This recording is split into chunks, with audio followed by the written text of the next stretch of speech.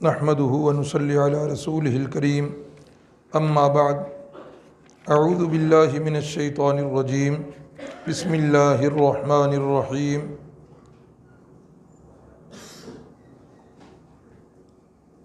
غزوہ بدر کے حالات چل رہے تھے اور غزوہ بدر کے اندر میں نے بتایا تھا کہ کتنے کافر مارے گئے، 70 کے قریب کافر مارے گئے اور 70 کے قریب کافر جو ہیں ان کو قید کر لیا گیا۔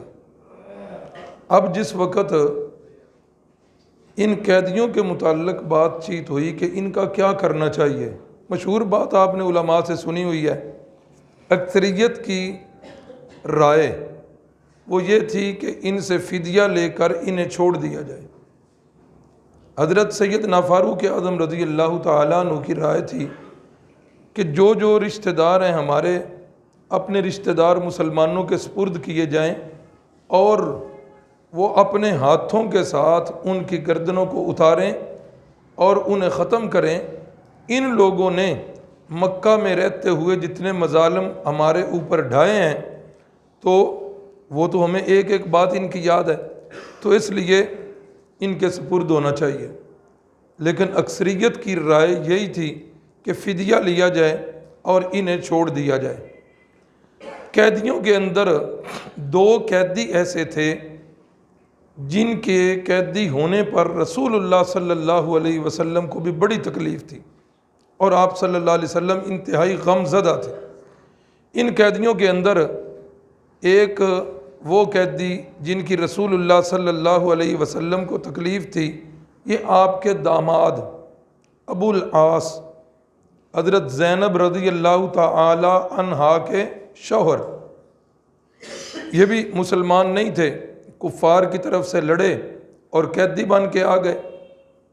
اب یہ ابو العاص وہ شخصیت ہیں کہ جنہوں نے حالت کفر میں بھی رہتے ہوئے مسلمانوں کو بھی کوئی تکلیف نہیں دی تھی اور رسول اللہ صلی اللہ علیہ وسلم کو بھی کبھی تکلیف نہیں دی تھی، حتیٰ کہ رسول اللہ صلی اللہ علیہ وسلم کی جو بیٹی تھی، ان کی بیوی، ان کو بھی کبھی تکلیف نہیں دی تھی۔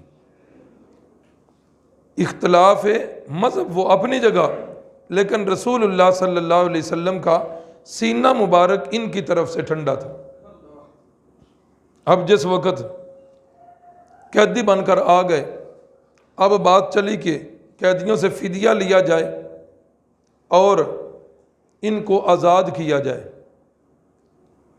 اور جن کے پاس فدیہ نہیں ہے انہیں کہا جائے کہ مسلمان بچوں کو یا مردوں کو جو ان پڑھ ہیں ان کو وہ لکھنا پڑھنا سکھا دیں اور اسی کے اندر ان کی آزادی ہو جائے۔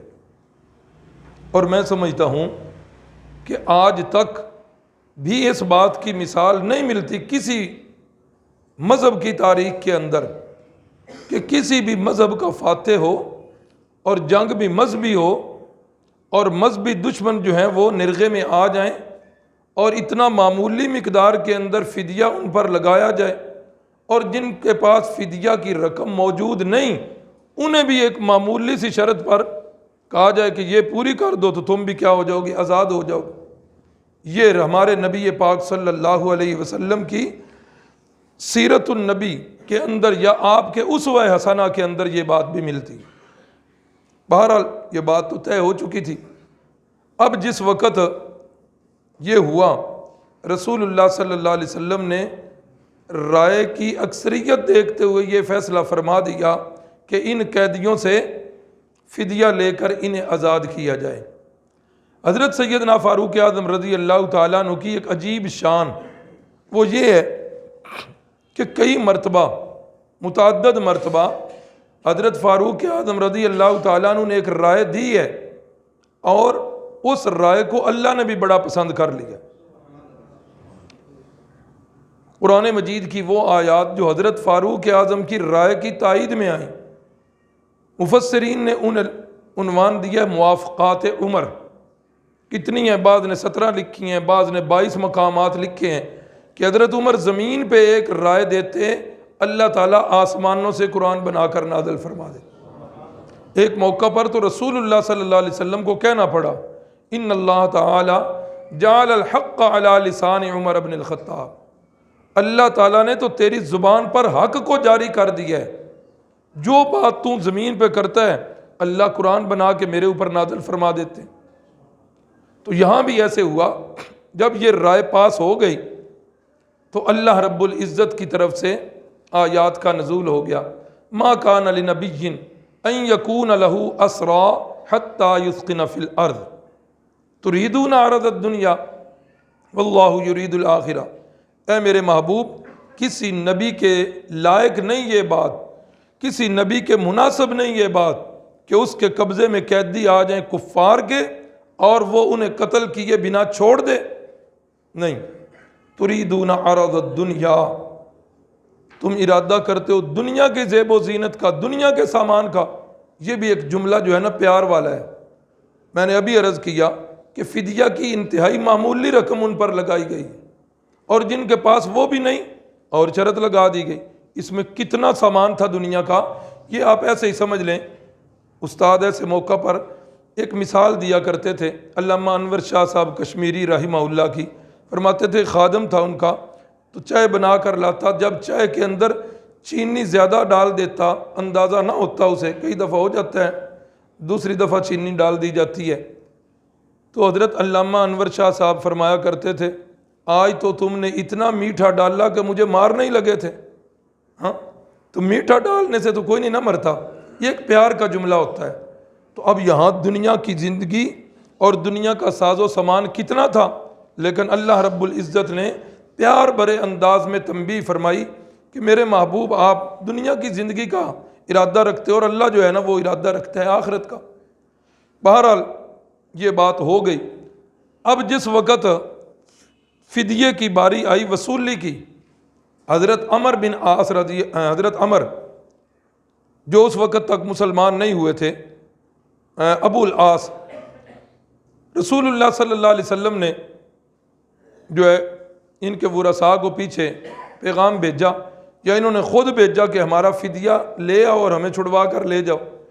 اب پیچھے مکے میں ان کے ورثاء میں کون تھی؟ ان کی بیوی تھیں اور رسول اللہ صلی اللہ علیہ وسلم کی بیٹی تھی حضرت زینب رضی اللہ تعالی عنہا۔ گھر میں کوئی اور چیز موجود نہیں ہے۔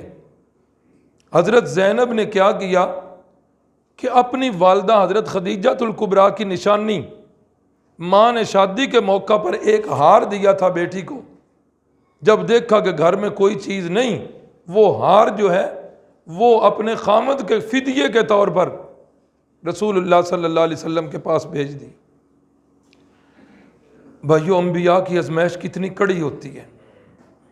اب دیکھو رسول اللہ صلی اللہ علیہ وسلم کے سامنے جب وہ ہار آیا تو اللہ کے نبی صلی اللہ علیہ وسلم کے بھی ضبط ٹوٹ گئے اور آپ کے بھی آنسو مبارک جاری ہو۔ وہ سب سے محبوب بیوی، وہ سب سے غم گسار بیوی، جب سارے جھٹلاتے تھے تو وہ حوصلہ افزائی کرتی تھی، جب سب نے ہاتھ کھینچ لیا تھا تو انہوں نے اپنی دولت نچھاور کر دی تھی۔ اس بیوی کی نشانی آج سامنے آ گئی اس کی وفات کے بعد۔ ایک طرف یہ یادیں پچھلی بیوی مرحومہ کی سامنے، اور دوسری طرف بیٹی کے گھر کی حالت کہ میری بیٹی کے گھر میں کوئی چیز نہیں موجود اور اس نے وہ ہار بھیج دیا ہے۔ اللہ اکبر، اللہ اکبر۔ انبیاء جتنا بڑا ان کا عہدہ ہوتا ہے، اللہ تعالیٰ ان کی آزمائشیں بھی اتنی بڑی کرتے ہیں۔ اور یہ یاد رکھے، ذہن میں ایک سوال آتا ہے کہ یار امتحان اور آزمائش تو دنیا میں کوئی استاد شاگردوں سے لے، اللہ کو تو ہر بات کا پتہ ہوتا ہے، پھر اللہ کیوں امتحان لیتے ہیں؟ اللہ کیوں آزمائش میں مبتلا کرتے ہیں؟ دراصل اللہ رب العزت دنیا والوں کو دکھانا چاہتے ہیں کہ یہ آدمی، یہ انسان جس کو اتنا اونچا عہدہ میں نے دیا ہے، دنیا والوں دیکھ لو میں نے کتنا آزمائشوں سے اس کو گزارا ہے، لیکن یہ ساری آزمائشوں پہ پورا اترا ہے، سارے امتحانوں میں کامیاب ہوا ہے۔ اللہ دنیا والوں کو دکھانا چاہتے ہیں کہ یہ بندہ واقعی اس عہدے کے قابل ہے۔ رحمت کائنات صلی اللہ علیہ وسلم کے آنسو سیل رواں کی طرح بہنے لگے، اور آپ کو وہ ساری ماضی کی یادیں جو ہیں وہ سامنے آ گئی، اور آپ صلی اللہ علیہ وسلم کے آنسو مبارک بہہ نکلے۔ فرمایا میری بیٹی نے یہ ہار بھیجا ہے اپنے خامد کی رہائی کے سلسلے میں۔ صحابہ اکرام سے مشورہ کیا اور انہیں اختیار دیا کہ یہ میری بیٹی کے پاس اس کی ماں کی نشانی ہے، اور بیٹیوں کو اپنی میکی چیزیں اور خاص کر کے ماؤں کی دی ہوئی چیزوں کے ساتھ کتنا پیار ہوتا ہے۔ اللہ اکبر اللہ اکبر۔ پھر والدہ بھی خاص کر کے جب وفات اس کی ہو چکی ہو تو پھر اس کی تو ایک ہلکی ہلکی چیز جو ہوتی ہے وہ بھی جان سے زیادہ بیٹیوں کو عزیز ہوتی ہے۔ تو رسول اللہ صلی اللہ علیہ وسلم نے فرمایا ہاں بھائی آپ کو اختیار ہے کہ فدیے میں بے شک رکھنا چاہو رکھو، اور اگر اس کو دینا چاہو واپس تو میری بیٹی کو یہ واپس کر دو۔ تو صحابہ اکرام رسول اللہ صلی اللہ علیہ وسلم کے مزاج شناس تھے، اور ایک فرما بردار شاگرد وہ واقعی استاد کا مزاج شناس ہوتا ہے۔ استاد کو بعض اوقات کہنا نہیں پڑھنا ہوتا، بولنا نہیں ہوتا کہ وہ شاگرد جو ہوتے ہیں وہ استاد کی بات کو سمجھ جاتے۔ تو جب رحمت کائنات نے اختیار دیا تو صحابہ اکرام نے اس ہار کو واپس کر دیا۔ حضرت ابو العاص کی آزادی ہو گئی، لیکن رسول اللہ صلی اللہ علیہ وسلم نے فرمایا ابو العاص ایک بات یاد رکھنا، ایسا کرنا مکے میں جا کر میری بیٹی زینب کو جو ہے نا وہ مدینہ طیبہ بھیج دینا۔ ابو العاص چلے گئے۔ اب یہ مسلمان تو تھے نہیں کہ جن پر اپنے وعدے کی پاسداری جو ہے وہ ضروری ہو، ہاں، لیکن وہ میں نے ابتدا میں بتایا تھا کہ شرک، کفر، جہلی رسومات، ان کے علاوہ قریش کے اندر کچھ خوبیاں ایسی واقعی تھیں کہ جو واقعی خوبیاں تھیں اور ان کے اندر یہ تھی، اور ان میں ایک یہ بھی خوبی تھی کہ وعدے کی پاسداری کیا کرتے تھے۔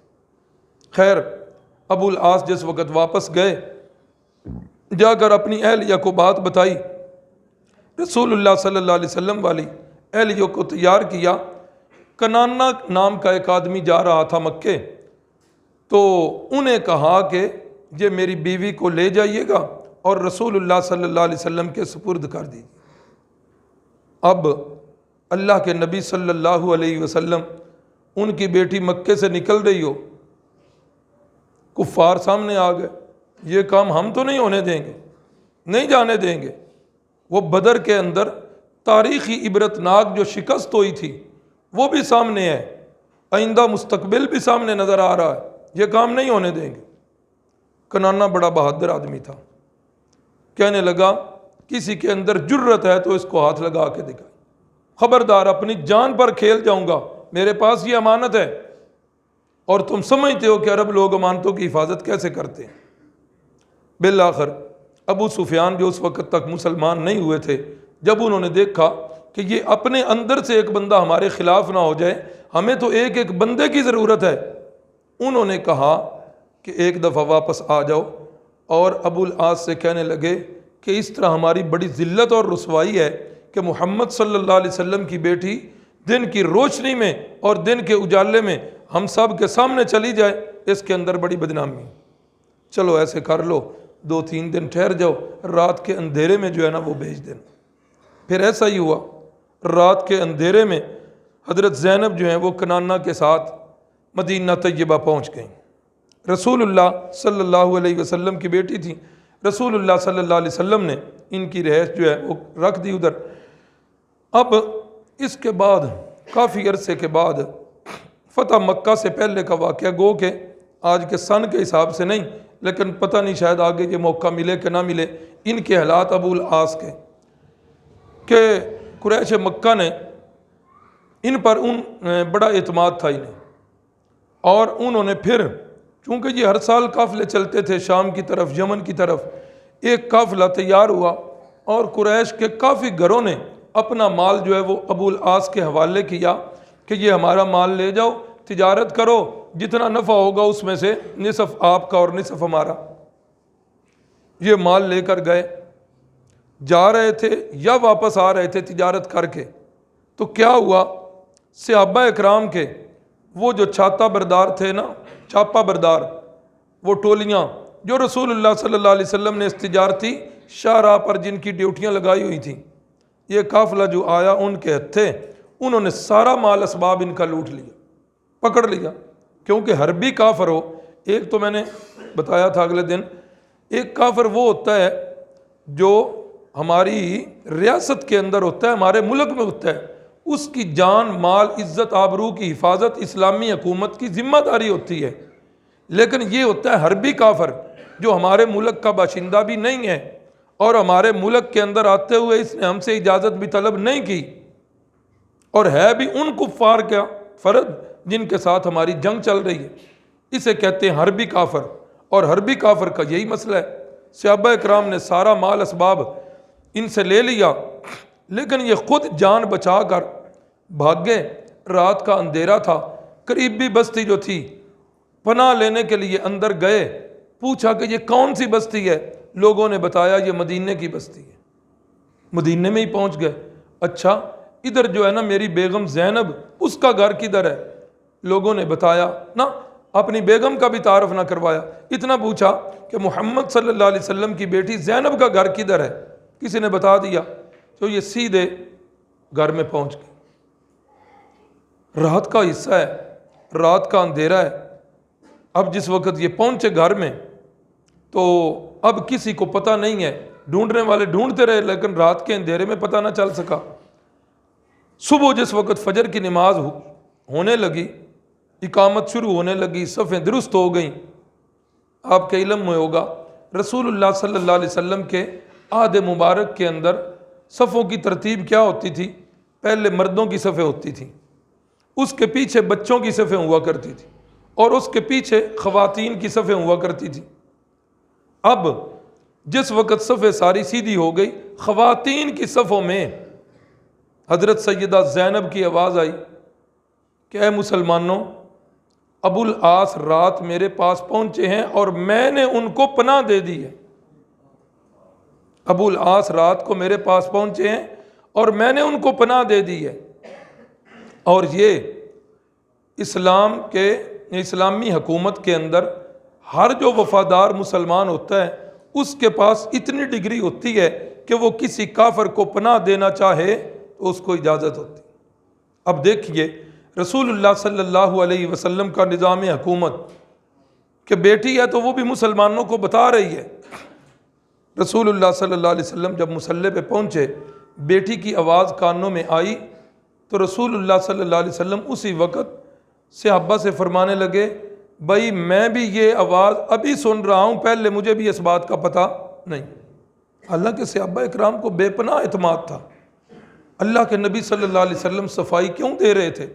اس لیے کہ بعد میں شیطان صحابہ اکرام پر حملہ نہ کرے۔ یاد ہوگا واقعہ کہ رسول اللہ صلی اللہ علیہ وسلم مسجد میں ہیں، ام المؤمنین حضرت صفیہ رضی اللہ تعالی عنہا رسول اللہ صلی اللہ علیہ وسلم کے پاس بیٹھی ہوئی ہیں۔ ام المؤمنین کی کمر جو ہے وہ مسجد نبوی کے دروازے کی طرف ہے، دو صحابی باہر سے گزرے اور گزرتے گزرتے یوں اندر نظر کی رسول اللہ صلی اللہ علیہ وسلم اور ساتھ ایک خاتون بیٹھی ہوئی ہے۔ اب خاتون کا چہرہ تو نہیں، وہ تو کمر تھی ادھر۔ صحابہ جو ہی آگے بڑھنے لگے، رسول اللہ صلی اللہ علیہ وسلم نے فرمایا الا رسلکما، ادھر ہی ٹھہر جاؤ، دونوں واپس۔ جی یا رسول اللہ، فرمایا یہ کوئی خاتون اور نہیں، یہ میری بیوی صفیہ ہیں، یہ خاتون کوئی اور نہیں، یہ میری بیوی صفیہ ہیں۔ اللہ اکبر اللہ اکبر۔ وہ صحابہ فرمانے لگے یا رسول اللہ، ہمارے تو گمان میں بھی ایسی کوئی بات نہیں ہے کہ آپ کے بارے میں کوئی غلط گمان کریں، ایسی کوئی بات نہیں۔ تو رحمت کائنات صلی اللہ علیہ وسلم نے فرمایا ان الشیطان یجری من الانسان مجری الدم، فرمایا شیطان انسان کی رگوں میں ایسے دوڑتا ہے جیسے خون دوڑتا ہے۔ ابھی تو تمہارے ذہن کے اندر یہ بات نہیں آئی تھی، ہو سکتا ہے آگے جا کر شیطان کا حملہ ہو جاتا۔ اسی سے فقہا نے اصول نکالا اتقوا محل التہمہ، کہ تہمت والی جگہ سے بھی بچو، جہاں تہمت کا ڈر ہو اس جگہ سے بچنا چاہیے۔ تو رسول اللہ صلی اللہ علیہ وسلم نے یہاں بھی ایسا ہی کیا کہ صحابہ اکرام کو بتا دیا کہ مجھے کوئی پتہ نہیں رات کو کیا ہوا ہے، جس طرح آپ میری بیٹی کی آواز ابھی سن رہے ہو اسی طریقے سے میں بھی ابھی اس کی آواز کو سن رہا ہوں۔ خیر نماز ہو گئی، نماز کے بعد رسول اللہ صلی اللہ علیہ وسلم نے سمجھایا کہ بیٹی ٹھیک ہے وہ آپ کے گھر میں رہے، لیکن آپ مسلمان ہو چکی ہو، وہ حالت کفر میں ہے، آپ کا اس کے ساتھ میاں بیوی والا تعلق نہیں رہنا چاہیے، کیونکہ قرآن کا فیصلہ ہے لا تنکحوا المشرکات حتی یؤمن ولا امۃ مؤمنۃ خیر من مشرکۃ ولو اعجبتکم، کہ اے ایمان والو کسی مشرکہ عورت سے نکاح نہ کرو، اس مشرکہ عورت کے بجائے ایک ایمان والی لونڈی جو ہے وہ بہتر ہے، ایک ایمان والی لونڈی مشرکہ عورت سے بہتر ہے۔ فرمایا اگرچہ اس مشرکہ عورت کا حسن، اس کا خاندانی نسب، اس کا روپیہ پیسہ تمہیں تعجب میں ڈال دینا، فرمایا پھر بھی ایمان والی لونڈی مومنہ جو ہے وہ بہتر ہے۔ اور ساتھ ہی ایمان والی عورتوں کو بھی حکم دیا کہ تم نے بھی کسی مشرک عورت سے نکاح نہیں کرنا، مشرک مرد سے نکاح نہیں کرنا، اور مشرک مرد اس کی بجائے فرمایا والا عبد مؤمن، ایک غلام ہو تو بے شک مومن ہو، بے شک غلام ہی کیوں نہ ہو، وہ بہتر ہے، اگرچہ اس مشرک مرد کا حسن، اس کا خاندانی نسب اور اس کا روپیہ پیسہ فرمایا تمہیں تعجب میں بھی کیوں نہ ڈال دے، اے ایمان والی عورتوں کسی مشرک مرد کے ساتھ نکاح نہیں کرنا۔ بتا دیا رسول اللہ صلی اللہ علیہ وسلم نے کہ میاں بیوی والا تعلق نہیں ہونا چاہیے، باقی ٹھیک ہے رہے۔ ابو العاص رسول اللہ صلی اللہ علیہ وسلم نے صحابہ کو ترغیب دی، فرمایا ابو العاص ہے تو میرا داماد، لیکن آپ کو بھی بخوبی پتہ ہے اس نے میرے سینے کو بیٹی کی وجہ سے ٹھنڈا کیا رکھا، بیٹی کی وجہ سے اس نے مجھے آج تک کوئی تکلیف نہیں دی، اور ہم مسلمانوں کو بھی اس نے کوئی تکلیف نہیں دی، اگر اس کے ساتھ اس نے سلوک کر لیا جائے ممکن ہے کہ یہ مسلمان ہو جائیں۔ اللہ اکبر اللہ اکبر۔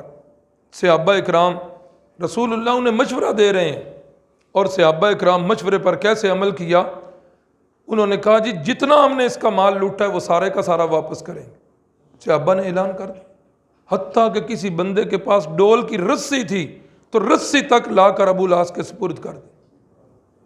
تو جب یہ سارا مال اسباب لیا، کسی بندے نے ابو العاص سے کہا ابو العاص یار دیکھ لو اللہ کے نبی کا حسن سلوک، دیکھ لو مسلمانوں کا تمہارے ساتھ رویہ، اب تو اسلام قبول کر لو۔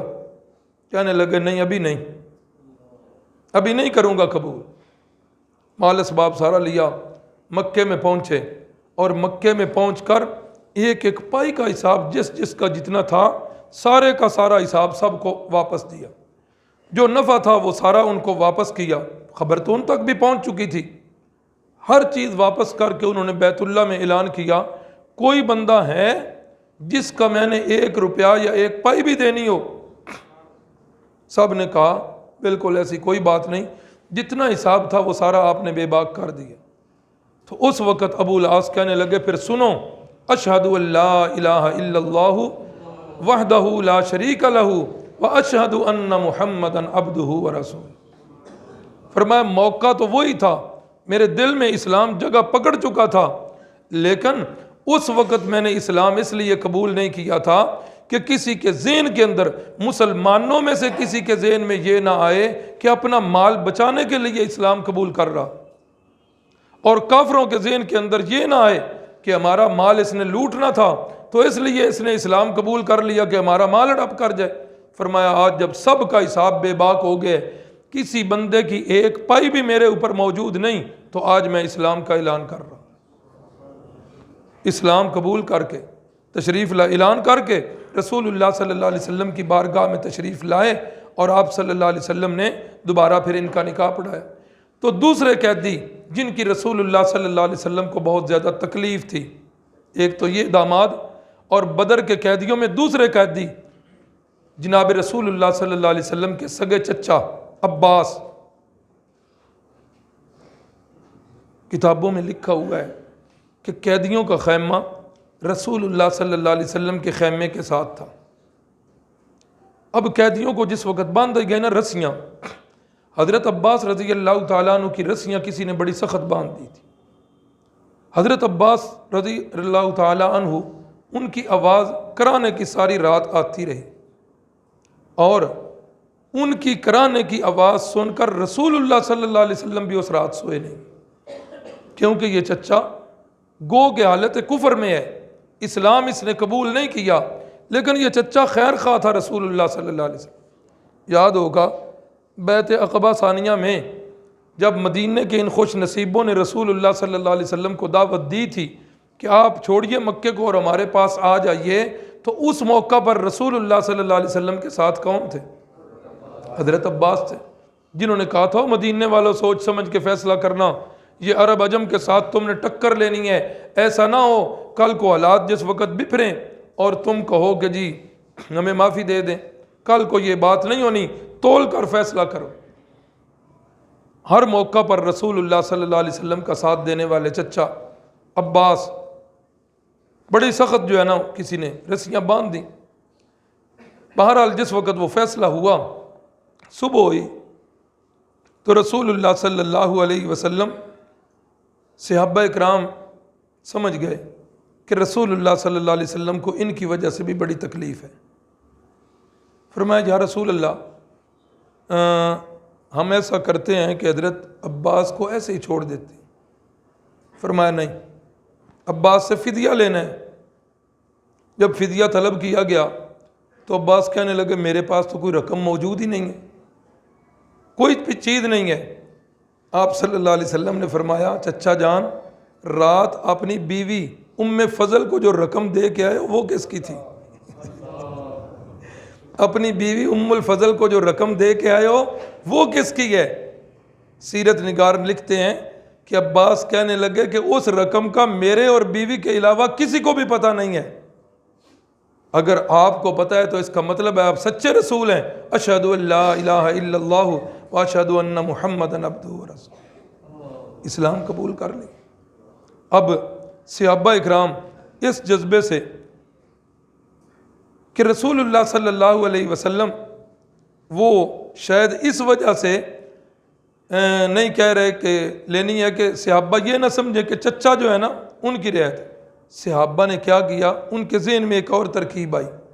یاد ہوگا حضرت عباس رضی اللہ تعالیٰ عنہ کی دادی جان وہ یہیں مدینہ کی رہنے والی تھی، پچھلے حالات یاد ہوں تو ان کے جو دادا تھے وہ ادھر ہی ان کی پیدائش ہوئی تھی شیبہ کی، وہ جو بتایا تھا بچپن میں جن کے سر کے بال سفید تھے، جی جزاک اللہ۔ تو انہوں نے کہا یا رسول اللہ یہ تو ہمارا بھانجا ہے، یہ تو ہمارا نواس ہے۔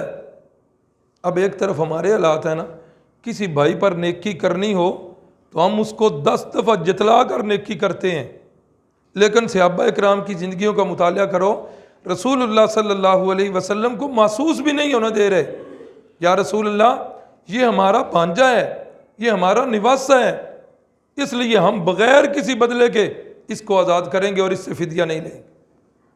تو رسول اللہ صلی اللہ علیہ وسلم نے فرمایا ٹھیک ہے بھائی، جیسا آپ کا فیصلہ ہوگا۔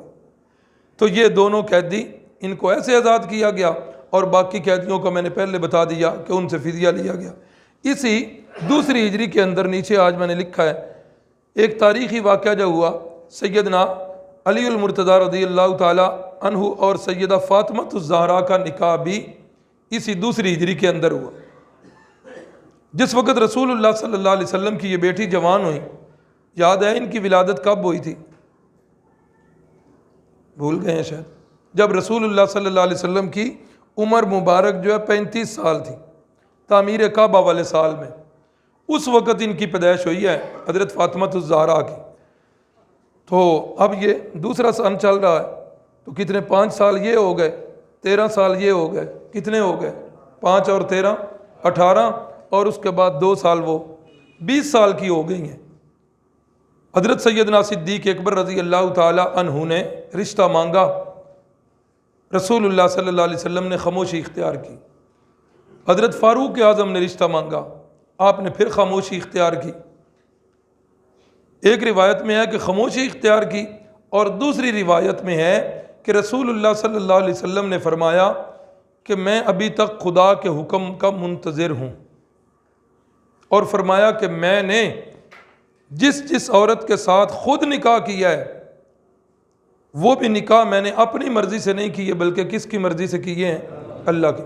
اور میں نے اپنی بیٹیوں کے نکاح بھی اللہ کی مرضی سے کیے ہیں، تو اس لیے میں انتظار میں ہوں کہ اللہ رب العزت کا کیا فیصلہ ہے۔ ان دونوں کی خاموشی۔ اب انہی دونوں حضرات شیخین نے سیدنا علی المرتضیٰ رضی اللہ تعالیٰ عنہ کو مشورہ دیا کہ آپ کیا کریں، اب آپ جا کے رشتہ مانگیں۔ اب یہ دیکھیں صحابہ کا کتنا آپس میں پیار ہے۔ ہمارے ہاں مزاج کیا ہے ہمارا، مجھے اس گھر سے رشتہ نہیں دیا بہن نے یا بھائی نے، نہیں رشتہ دیا میں نے دوسروں کو بھی منع کرنا ہے، ادھر نہیں رشتہ کرنا، مجھے اس نے کیوں نہیں دیا۔ لیکن صحابہ پاک رحماء بینہم، آپس میں کتنے ہی شیر و شکر ہیں کہ شیخین کو رشتہ نہیں۔ ہاں ایک اور بات بھی دیکھیے، رسول اللہ صلی اللہ علیہ وسلم کی عمر مبارک کتنی ہو گئی ہے؟ 53 سال یہ اور 2 55 سال، اور حضرت صدیق اکبر کی عمر مبارک کتنی ہو گئی ہے؟ 53 سال، 2 سال چھوٹے تھے نا۔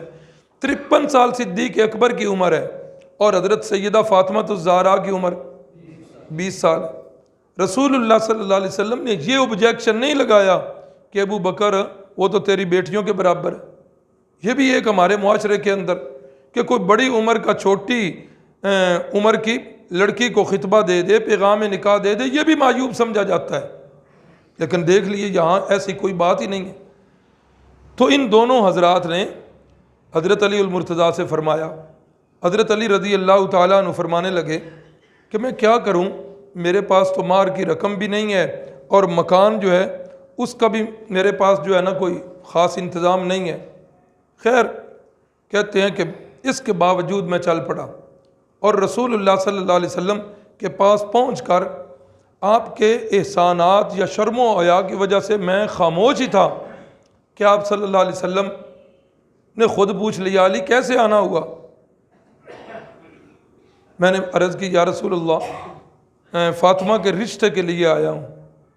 فرمایا ٹھیک ہے، مہر کی رقم ہے یا رسول اللہ؟ کوئی نہیں ہے۔ فرمایا اس کا انتظام کرو، وہ بدر میں جو آپ کو زرہ دی گئی تھی وہ مال غنیمت سے وہ زرہ کدھر ہے؟ یا رسول اللہ وہ تو میرے پاس ہے۔ اچھا ایسا کرو مارکیٹ میں جاؤ، اس کو بیچ کے آؤ اور آ کر انتظام کرو مہر کا اور شادی کا۔ اللہ اکبر، حضرت علی نے وہ زرہ پکڑی اور مارکیٹ میں بیچنے کے لیے نکلے ہیں، اور آگے ملاقات ہو گئی ہے سیدنا عثمان غنی رضی اللہ تعالیٰ۔ علی کدھر جا رہے ہو؟ کہا میری شادی ہونے لگی ہے، نکاح ہونے لگا حضرت فاطمہ الزہرا کے ساتھ، تو نکاح کے اخراجات بیوی کے حق مار کے لیے یہ زرہ بیچنے جا رہا ہوں۔ اللہ اکبر اللہ اکبر۔ فرمایا بڑی خوشی کی بات ہے کہ آپ کا نکاح ہو رہا ہے، بڑی خوشی کی بات ہے، آپ نے بیچنی ہے، میں اس کو خریدنا چاہتا ہوں۔ ٹھیک ہے جی آپ خرید لیں۔ کہا کہ کتنی قیمت دو گے؟ حضرت عثمان نے فرمایا کتنی قیمت لو گے؟ ہاں حضرت عثمان غنی کا کام کیا تھا ویسے یاد آیا آپ کو؟ ہاں تاجر تھے نا، اور تاجر جو ہے مارکیٹ میں چیزوں کا بھاؤ اچھی طرح سمجھتا ہے۔ فرمایا علی بھائی ایسے کرو، اس زرہ کی کڑیوں کو گنتے جاؤ اور ہر کڑی کے بدلے میں 1 درہم لیتے جاؤ، ہر کڑی کے بدلے میں چاندی کا 1 سکہ لیتے جاؤ۔ حضرت عثمان غنی تاجر ہیں، تجارت کے پیشے سے منسلک ہیں، وہ سمجھتے ہیں کہ زرہ لوہے کی ہوتی ہے اور لوہے کی کڑی کا اتنا بھاؤ نہیں کہ اس کے بدلے کے اندر درہم دیا جائے، لیکن وہ اپنے کردار سے ثابت کرنا چاہتے ہیں کہ صحابہ اکرام رحماء بینہم کہ میں نے ایسے مدد کی۔ تو علی وہ اس طرح کی مدد پسند نہیں کرتے، اب کتنے خاص طریقے سے وہ جو ہے نا اپنے بھائی کی مدد کر رہے ہیں۔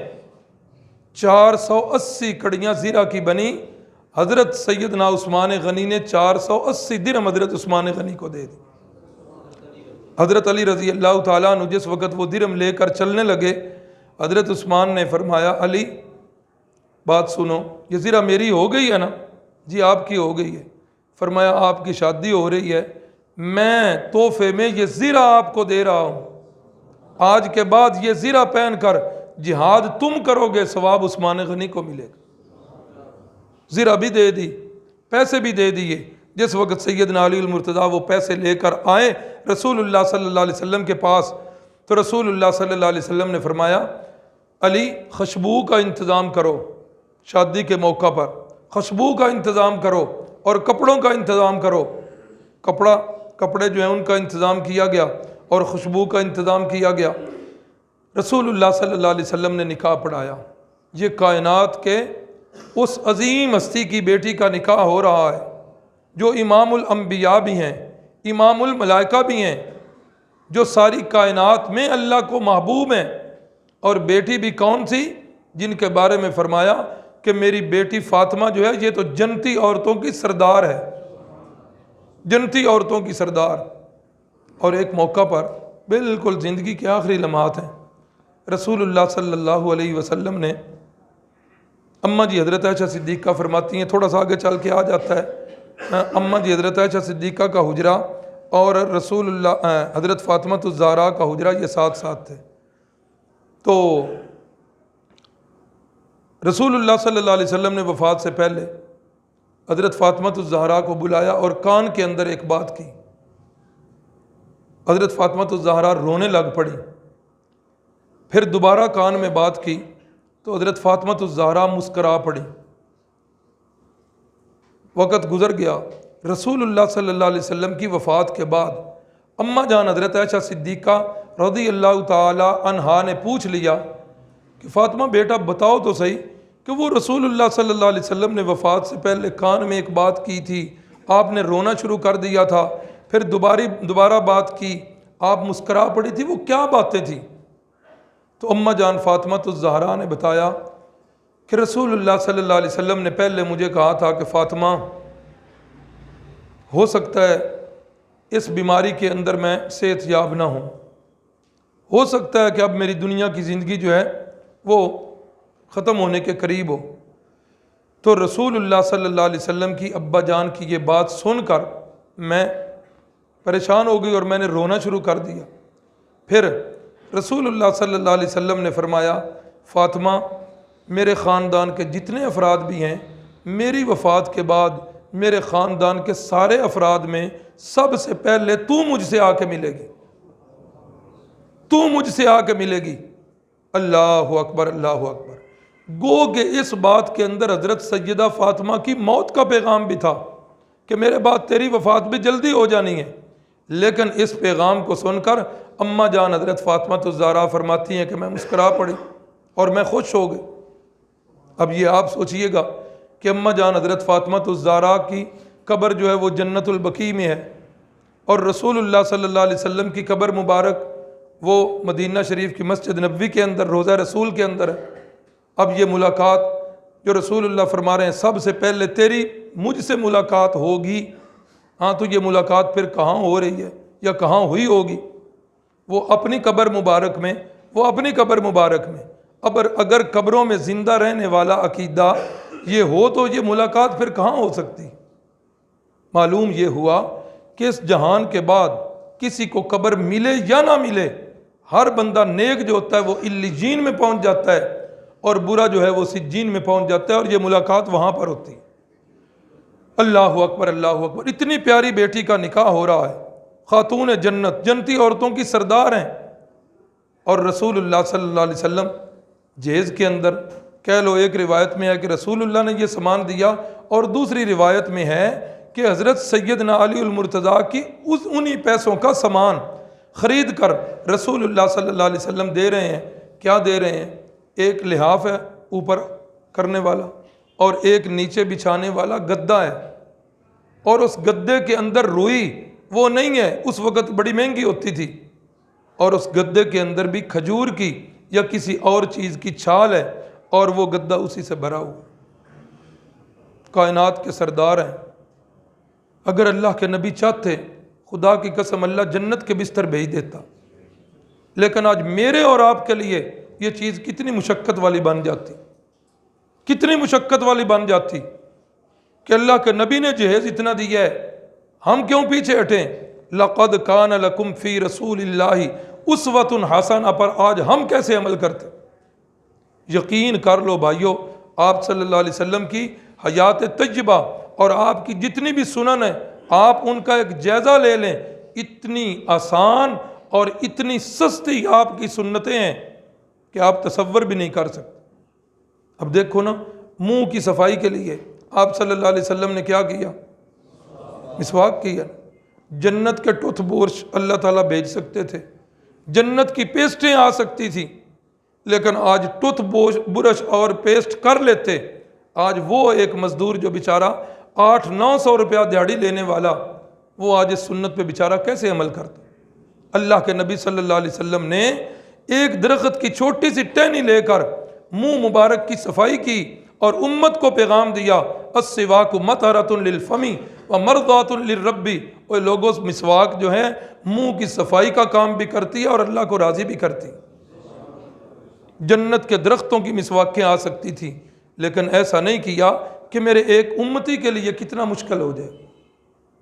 جس سنت پر بھی آپ نظر دوڑا لیں، آج ہمارے معاشرے کے اندر شادی تو چلو خود بندہ بلاتا ہے، غمی پر تو مہمانوں کا پتہ ہی نہیں ہوتا کتنے آ جائیں، اور غمی پر مہمانوں کی کثرت ہوتی ہے۔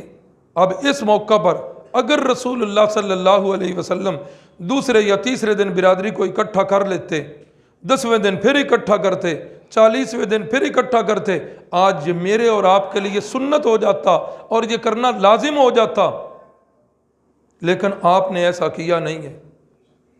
کیوں نہیں کیا؟ اس کے اندر اور بھی کئی حکمتیں ہوں گی۔ ایک بڑی حکمت یہی کہ آج امت کا ایک غریب بندہ وہ اس سنت پر عمل کرنا چاہتا، اس بیچارے کو تو قرضہ بھی کوئی نہ دیتا۔ اللہ کے نبی صلی اللہ علیہ وسلم نے انتہائی سادہ زندگی گزاری، اسی لیے اللہ رب العزت نے فرمایا لقد کان لکم فی رسول اللہ اسوۃ حسنہ۔ اوے مسلمانوں، میرے محبوب کی زندگی تمہارے لیے بہترین نمونہ ہے، اس سے بہتر نمونہ کائنات کے اندر اور کوئی بھی نہیں۔ اب اللہ کے نبی امام الانبیاء کی بیٹی کا نکاح ہو رہا، اور جہیز کے اندر کیا ہے؟ ایک لحاف، ایک گدا، 2 چکیاں آٹا پیسنے کے لیے، اور ایک مشکیزہ پانی لانے کے لیے، اور 2 مٹکے مٹی کے۔ یہ کل کائنات ہے، اور اسی کے اندر رخصتی ہو رہی۔ دوسروں کا تو مجھے پتہ نہیں، ہم دیندار جو طبقہ کہلاتے ہیں، ہم بھی بڑی ڈیمانڈ کرتے ہیں جہیز کی۔ کیا دیں گے جی آپ؟ بچی والے بچی دے رہے ہیں، اس سے بڑھ کر کیا دیں؟ لیکن محسوس کب ہوتا ہے ہمیں؟ جب مجھ سے میری بیٹی کے جہیز میں مانگا جاتا ہے کوئی چیزیں، اس وقت مجھے محسوس ہوتا ہے، لیکن جب میں نے اپنے بیٹے کی شادی کرنی ہو اس وقت مجھے محسوس نہیں ہوتا۔ اس وقت میں ساری چیزیں بھول جاتا ہوں۔ اور جن گھروں کے اندر دین کی رمق موجود ہے، میری مائیں اور بہنیں بھی نیچے سن رہی ہیں، رسمی طور پر ایک جملہ کہا جاتا ہے، جہیز نہ دیا جیسا کو نہیں لوڑ۔ گھر میں ہر چیز موجود ہے، اور خدا نہ خواستہ اگر جہیز نہ آئے یا تھوڑا آئے تو وہی ہماری مائیں، وہی ہماری بہنیں، ان کے رویے بدل جاتے ہیں۔ وہ بیچاری برتن کو ہاتھ لگانے لگے، جڑے گھروں لے آندے نہیں ہو لیا۔ وہ بستر پکڑنے لگے، اماں جڑے دیتے نہیں وہ کٹ کے لیا۔ یہ ہمارے گھرانوں کی بات ہو رہی ہے۔ سیرت النبی کا بھائیوں ہم کورس پڑھ رہے ہیں، میری بہنوں ہم سیرت النبی کا کورس پڑھ رہے ہیں۔ اتنا وقت جو آپ دے رہے ہیں، اور آپ کے پاس دنیا کا کوئی لالچ نہیں، اللہ کی رضا کے لیے اور اس کے نبی کی سنت پر عمل کرنے کی نیت سے اس میں شریک ہونا چاہیے۔ اور یہ جہیز والی لعنت، یہ ہندوانہ لعنت ہے، بائیکاٹ ہونا چاہیے اس رسم کا، اور یہ منہ کھولنے نہیں چاہیے۔ کئی ساتھی آتے ہیں، اور جی بس کوئی دیندار لڑکا جو ہے نا وہ مل جائے، بس ہم نے دین کو مقدم رکھا ہوا ہے۔ جب پوچھا جاتا ہے، بتایا جاتا ہے کہ ایک لڑکا جو ہے وہ مناسب ہے، تو اگلا سوال زمین کنی ہے ان کو، ہاں پھر یہ ڈیمانڈ شروع ہو جاتی۔ نہیں ایسا ہونا چاہیے۔ اللہ کے ہاں معیار نہ حسب نسب، نہ مال و دولت، نہ حسن۔ اللہ کے ہاں معیار کیا ہے؟ وہ ایک ہی ہے، ان اکرمکم عند اللہ اتقاکم۔ اللہ کے ہاں تم سب سے قریب اور متقی جو ہے وہ ہے جو متقی ہے وہ اللہ کے ہاں سب سے زیادہ قریب ہے، چاہے وہ قوم کا نام تو نہیں لینا چاہیے، وہ قوم جس کو آپ معاشرے کی گھٹیا اور رذیل قوم سمجھتے ہیں، کمی کیوں نہ ہو، اگر وہ متقی ہے تو اللہ کو وہ بندہ بڑا محبوب ہے۔ اور قوم کا چودھری اور سردار ہے، ابو لہب کی طرح حسن شعلے مار رہا ہے، نام ابو لہب پڑ گیا ہے، لیکن اگر مشرک ہے تو اللہ کے ہاں وہ مغضوب ہے، اللہ کے ہاں اس کی کوئی قدر و قیمت نہیں۔ تو کائنات کے سردار کی بیٹی کی رخصتی ہو رہی ہے، رسول اللہ صلی اللہ علیہ وسلم کے جو مسجد نبوی کے ساتھ حجرے تھے نا، تو یہ حجروں کی جگہ صحابی ہیں حضرت حارثہ ابن نعمان، یہ جگہ انہوں نے رسول اللہ صلی اللہ علیہ وسلم کو دی ہے حجروں کے لیے۔ اور یہ حجرے آپ کے مکانات، اب تو اس پر بڑی تحقیقیں ہو چکی ہیں، ایک مدینہ شریف کے عالم ہیں پاکستان کے، لیکن مدینہ میں مقیم ہے، غالباً مولانا الیاس صاحب ان کا نام ہے، بڑی اس اللہ کے بندے نے تحقیق کی ہے، ایک کتاب مستقل لکھی ہے انہوں نے، بیوت الصحابہ، کہ صحابہ اکرام کے گھروں کی انہوں نے تاریخ جو ہے وہ لکھی ہے۔ کیوں؟ اس لیے کہ رسول اللہ صلی اللہ علیہ وسلم کے عہد مبارک میں جو پورا مدینہ تھا نا، مسجد نبوی آج اس پوری مدینے کی بستی سے زیادہ ہو گئی ہے۔ یوں سمجھ لو کہ صحابہ اکرام کے سارے مکانات وہ مسجد نبوی میں آ گئے۔ اس اللہ کے بندے نے انتہائی باریک بینی سے تحقیق کی ہے کہ اس کون سے صحابی کا مکان کس ستون کے ساتھ تھا، کس صحابی کا مکان کس ستون کے ساتھ تھا، اور وہ بالکل جو ہے نا انچیوں اور فٹوں کے حساب سے انہوں نے پیمائش کر کے بتائی۔ اور اگر یہ نقش ذہن میں آ جائیں تو بہت ساری احادیث جو ہے نا وہ سمجھنے میں آسانی ہو جاتی ہے۔ اچھا، کیا یہ رہا تھا کہ یہ سارے مکان رسول اللہ صلی اللہ علیہ وسلم کو حجرے انہوں نے دیے تھے، اور یہ مکان کوئی اتنے بڑے مکان نہیں تھے جیسے آج ہمارے گھروں میں ہے، ایک چھوٹا سا مکان، اور اس کی بھی حالت یہ، اماں جان حضرت عائشہ صدیقہ فرماتی ہیں میرا حجرہ اس کی حالت یہ تھی کہ تہجد کے اوقات میں رسول اللہ صلی اللہ علیہ وسلم جب تہجد کی نماز پڑھا کرتے تھے تو سجدہ کرنے کی جگہ نہیں ہوتی تھی، تو جس وقت آپ سجدے کے قریب پہنچتے میں اپنی ٹانگوں کو سکیڑ کر پیچھے کر لیتی تھی، اللہ کے نبی سجدہ کیا کر۔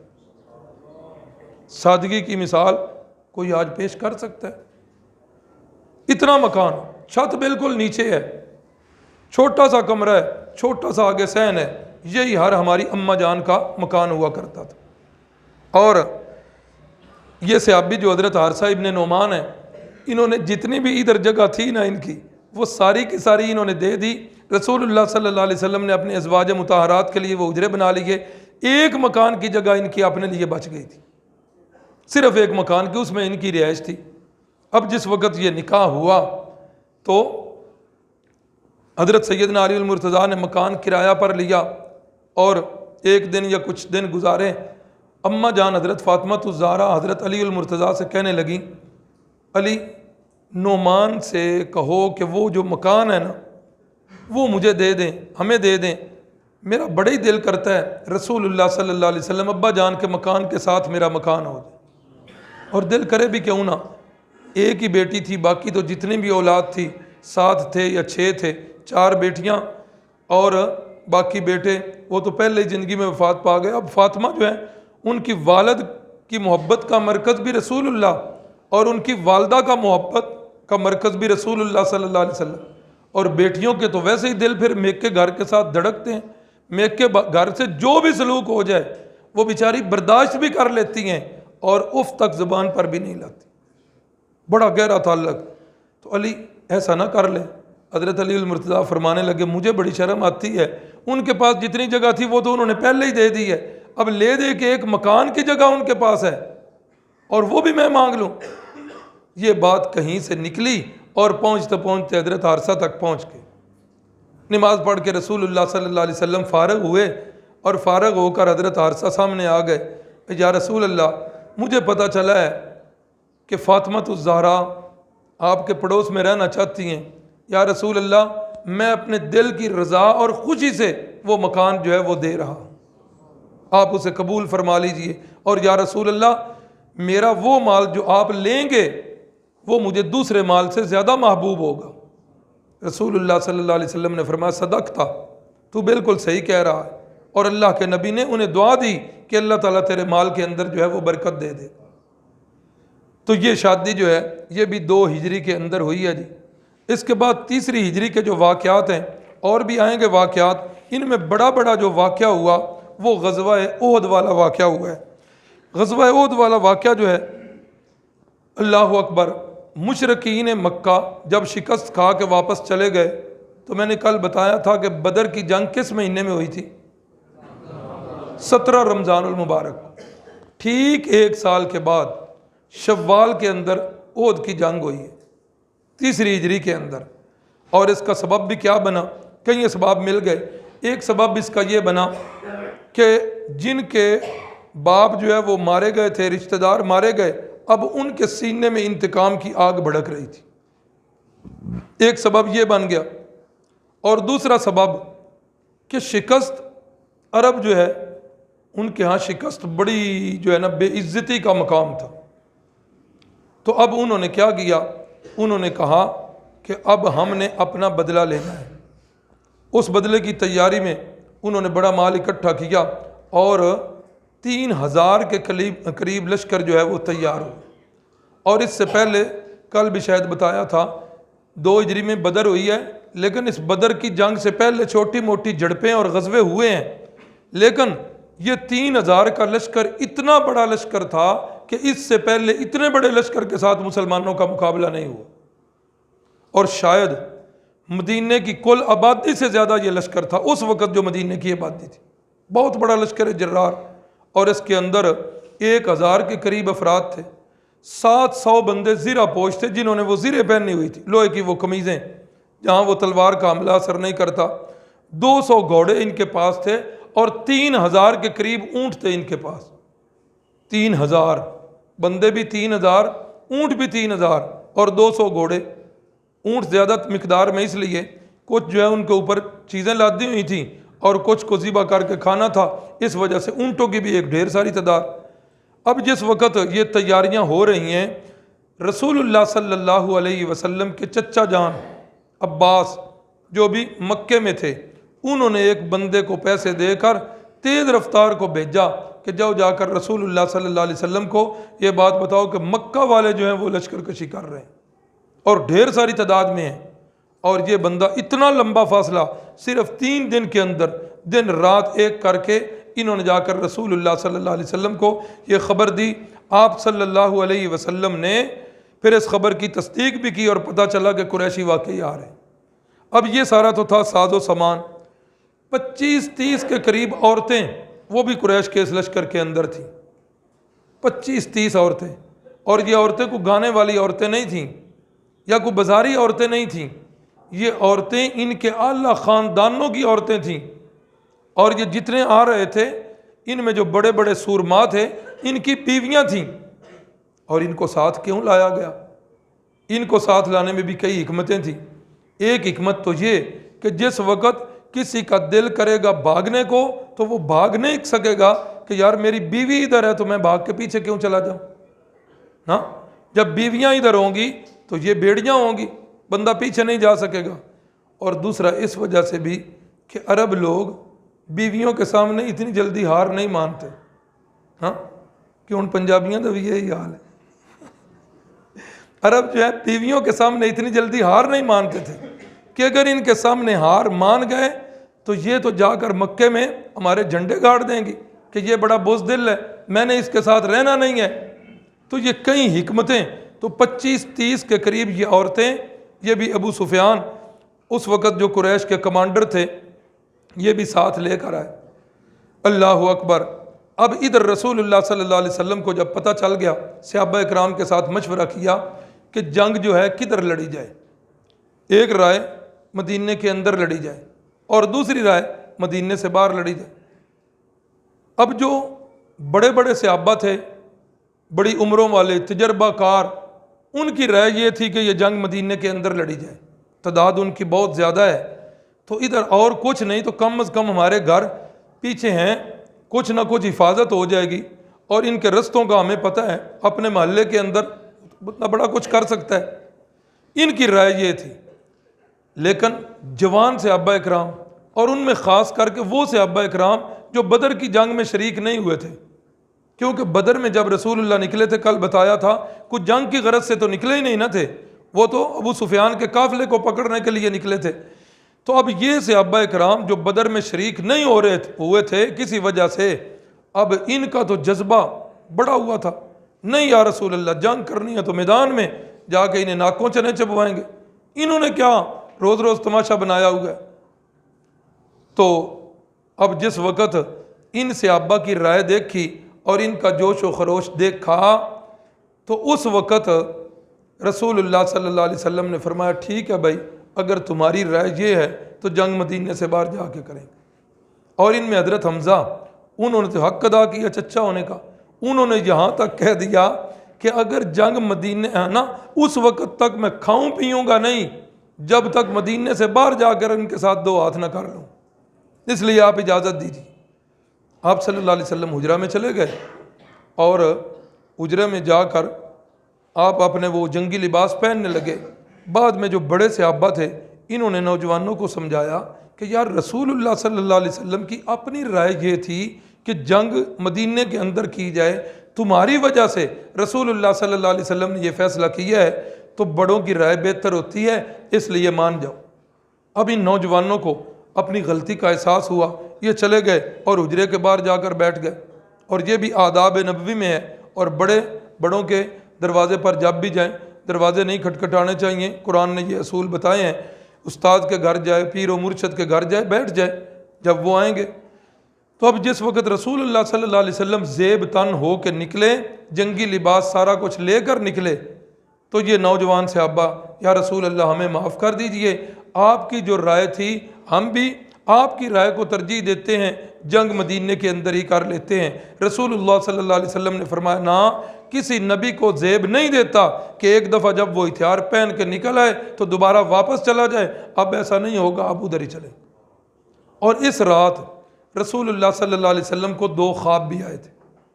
ایک خواب یہ آیا تھا آپ صلی اللہ علیہ وسلم کو کہ آپ دیکھ رہے ہیں کہ ایک آپ نے مضبوط زرہ، آپ خود دیکھ رہے ہیں کہ میں نے ایک مضبوط زرہ پہنی ہوئی ہے، اور اسی خواب کے اندر آپ دیکھتے ہیں کہ ایک گائے جو ہے وہ بھی ذبح ہو رہی ہے، اور صحابہ اکرام تعبیر بھی سمجھ گئے کہ زرہ جو پہنی ہوئی ہے مضبوط، اس کا مطلب زرہ سے مراد مدینہ طیبہ ہے، اور جو گائے ذبح ہو رہی ہے اس کا مطلب شاید یہ ہے کہ کچھ صحابہ اکرام جو ہیں وہ شہید ہوں گے۔